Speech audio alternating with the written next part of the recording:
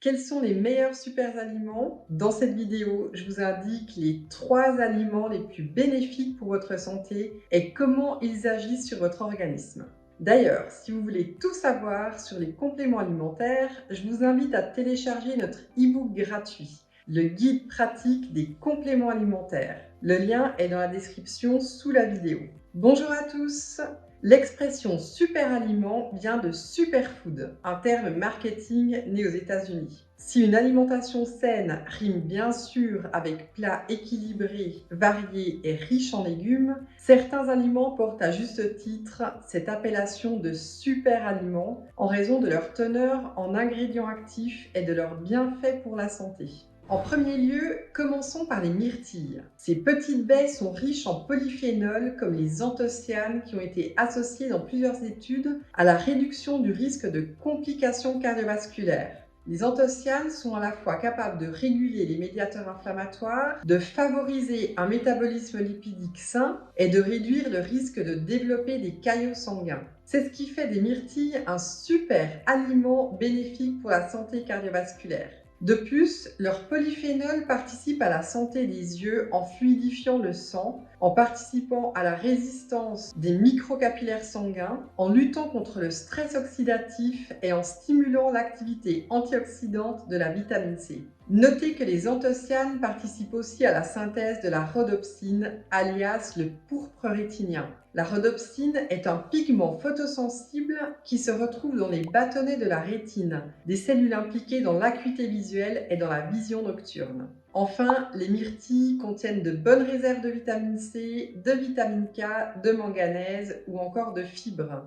Deuxième super aliment, l'ail. Condiment connu de tous, l'ail contient notamment de l'allicine, un composé organosulfuré aux vertus anti-inflammatoires. Certaines personnes appliquent ainsi de l'ail sur leurs articulations et sur leurs muscles douloureux. Lorsqu'on consomme de l'ail, l'allicine réagit aussi au contact des cellules sanguines pour produire du sulfure d'hydrogène, ce qui provoque la dilatation des vaisseaux sanguins et aide à la régulation de la pression artérielle. C'est pourquoi l'ail est bon comme les myrtilles pour la santé cardiovasculaire. Il réduit aussi le taux de lipides dans le sang, ce qui en fait un bon aliment anti-cholestérol. De plus, l'ail est un excellent agent antimicrobien. Si vous souhaitez cuire de l'ail, ne le chauffez pas à plus de 60 degrés, car les températures plus élevées détruisent l'allicine.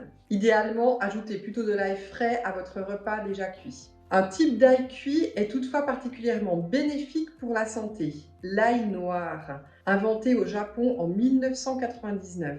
L'ail noir est en fait un ail blanc cuit dans des conditions particulières afin de transformer la fameuse allicine en S-allylcystéine qui ôte par ailleurs au condiment toute odeur et tout effet sur la laine. Cet ail vieilli artificiellement constitue une puissante substance anti-cholestérol et antioxydante. Enfin, mentionnons la spiruline. Ce troisième super aliment est une algue couleur bleu-vert qui pousse dans les eaux chaudes, salées et alcalines. Loin d'être un simple produit à la mode, la spiruline était déjà traditionnellement consommée par les Aztèques pour augmenter leur endurance et vitalité.